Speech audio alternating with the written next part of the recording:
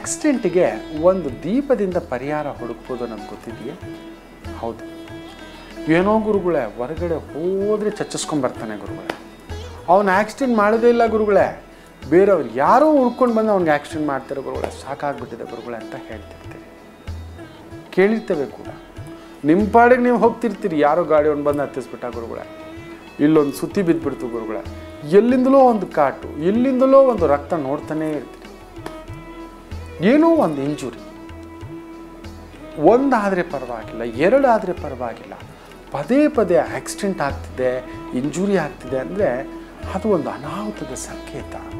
ಪ್ರತಿ ತಿಂಗಳು ಉತ್ತರಾಷಾಢ ನಕ್ಷತ್ರ ಅನ್ನೋದು ಬಂದೇ ಬರುತ್ತೆ ಒಂದು ಬಾರಿ. ಆವತ್ತು ಆ ಸ್ವಾಮಿಗೆ, ಅಯ್ಯಪ್ಪ ಸ್ವಾಮಿಗೆ ಕರ್ಪೂರದ ದೀಪವನ್ನು ಒಂದಿಷ್ಟು ಕರ್ಪೂರ ತೊಗೊಂಡು ಹೋಗ್ಬಿಟ್ಟು ಮುಂದೆ ಇಟ್ಟು ಆ ದೀಪ ಹಚ್ಚಿಸ್ತಕ್ಕಂಥದ್ದು ಮಾಡಿ.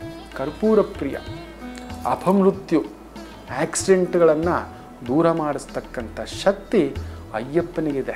ಜೀವನದಲ್ಲಿ ಆಕ್ಸಿಡೆಂಟ್ಗಳನ್ನೋದು ಕಡಿಮೆಯಾಗಿ ನೆಮ್ಮದಿಯಾದಂಥ ಜೀವನ ನೋಡ್ತಕ್ಕಂಥದ್ದು ಆಗುತ್ತೆ. ಎಷ್ಟು ಮಾಡ್ಕೊಳ್ಳಿ, ಒಳ್ಳೆಯದಾಗಿ.